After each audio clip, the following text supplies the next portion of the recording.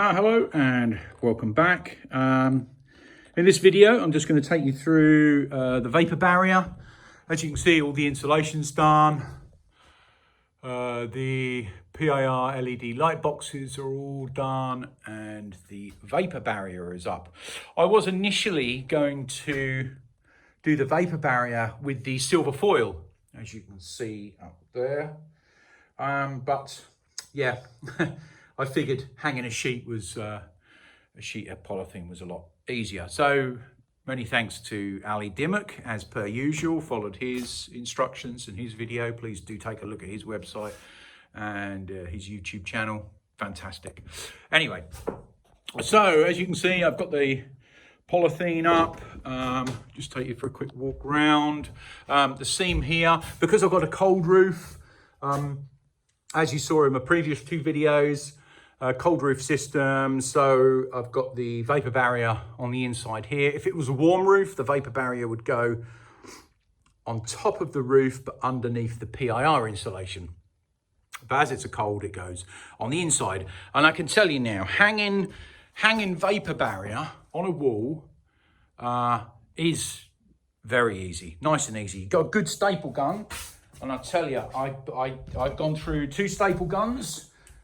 This one is the best one I've had. Absolutely brilliant. Stanley aluminium aircraft, really good. Just doesn't choke up at all. The other staple guns I've had made hanging the Vapour Barrier on the wall just a nightmare, because every one in like 2 or 3 staples would just freeze and choke up the gun. So it made it a lot more difficult. Okay. So as you can see, I've gone around the sockets here with the silver foil to try and blank that up. The silver foil section along here is the join the seam between the roof and the wall Vapour Barrier.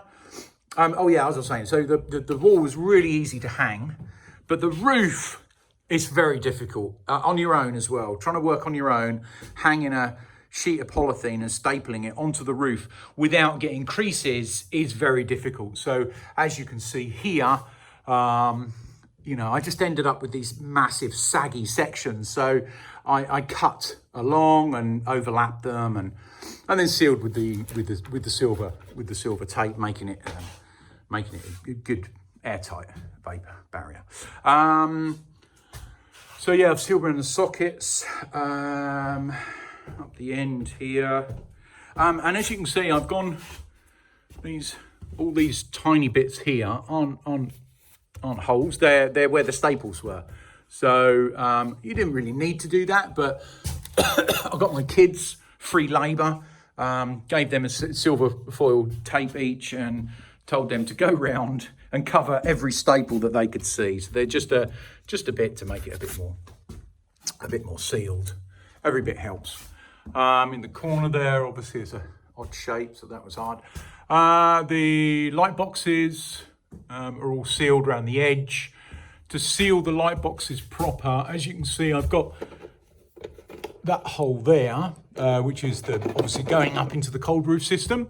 I need to seal that off. So I think I'll just do a silver foil around there again. It's quite, you know, it's quite easy to work with the silver foil. So I'll just go around those holes and make those airtight, so no moisture can get up into the roof. Let's have a look in the corner here. So this is where my wiring's coming down. I'm going to put a little cupboard here, a small little cupboard for the fuse box to go in. I've got my 16mm SWA cable, the armoured electric cable coming in there. That's going down the wall here and through the floor. And then you can see out the window, it's actually running along there at the moment with that conduit, which is 2 Cat6A cables going to the house. So I'm running that. I've just got to bury it. I'll dig a small trench along the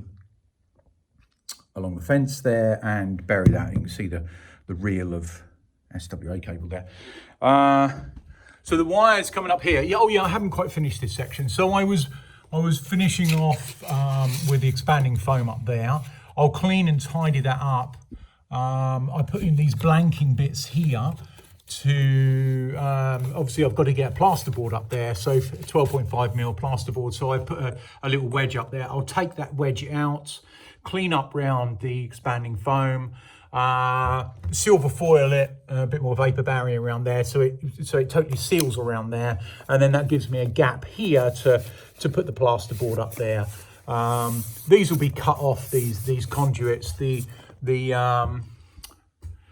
The consumer unit, the fuse box will go basically up here on all the wires. I've got Cat 6 running here, that goes up there and distributes all around. I've got Cat 6 there and one up there. I've got these high mounted points. You can really see that behind my light I've got mounted there. I've got Cat 6A there, Cat 6A there, one over there, one up there. And one over there. These high mount points are for TV. I'm not too sure whether I have a TV over this side or over that side, so I put these boxes up here. I can just hang a picture over the sockets if I don't want to use them. These here I've drawn around here. I've got two sections of wood here to mount the TV bracket on. So it's a good solid there. It's PIR here, as you can see. You can just see through the green stuff there.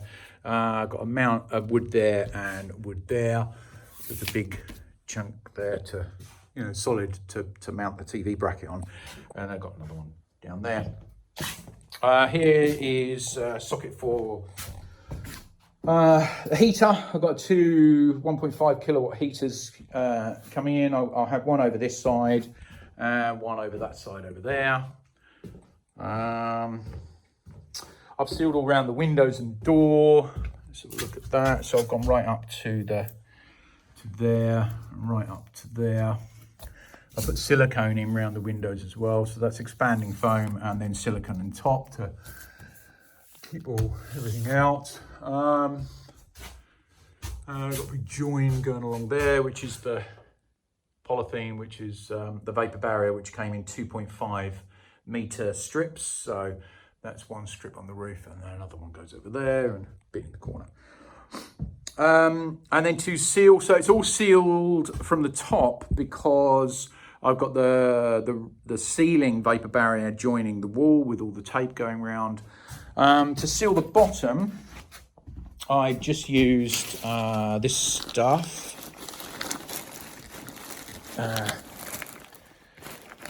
It's acoustic sealant and adhesive.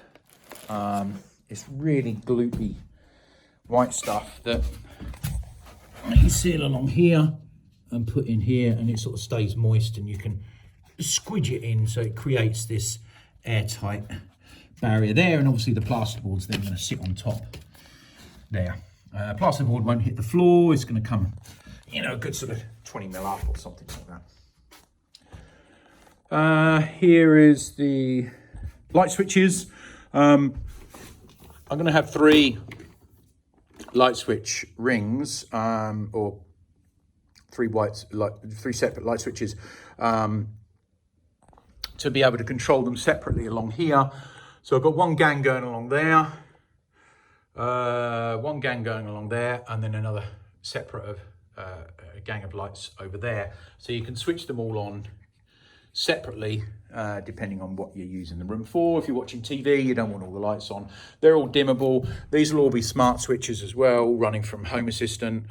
So I'm not too sure what type of dimmers and smart dimmers I'm going to have in here yet.